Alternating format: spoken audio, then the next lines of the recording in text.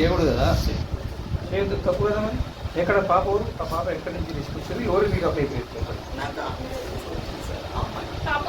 ఏ అమ్మాయి చెప్పండి, ఏ అమ్మాయి?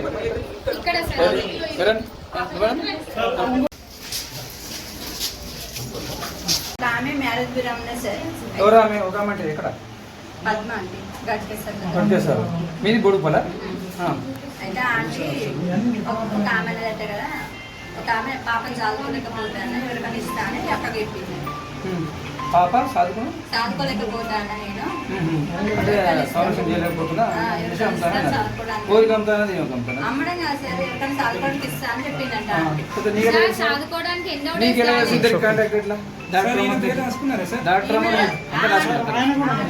డాక్టర్ అమ్మగా నీకు ఎట్లా కాంటాక్ట్?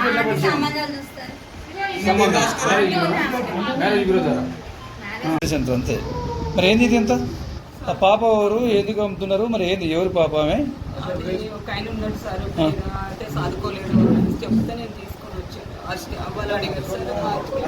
అట్లా ఉండదు కదా సిస్టమ్. ఎట్లుంటది? అందరికీ ఇవ్వాలి శిశు సంక్షేమం, వాళ్ళంతా ఉంటారు, వాళ్ళకి ఫోన్ చేయాలి అని చేయాలి. ఊకినని అంత నువ్వు చదువుకుంటానని చెప్తే ఒక కట్టడం ఉండి మీరు ఏం చేస్తారు? రిలయన్స్ మాట్లాడుతుందా? మరి ఇందులోకి ఎందుకు వచ్చారు?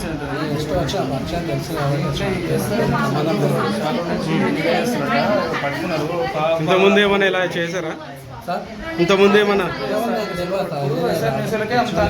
4 లక్షలు అన్నా చూపించుకొని కూర్చోండి.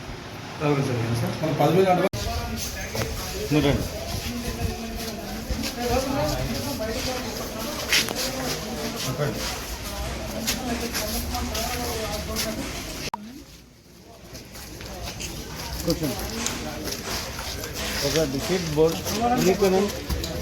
ఎన్నికి పంపించి పరిశీలన జరుగుతుంది. మీరు అర్థం చేసుకోవాలి.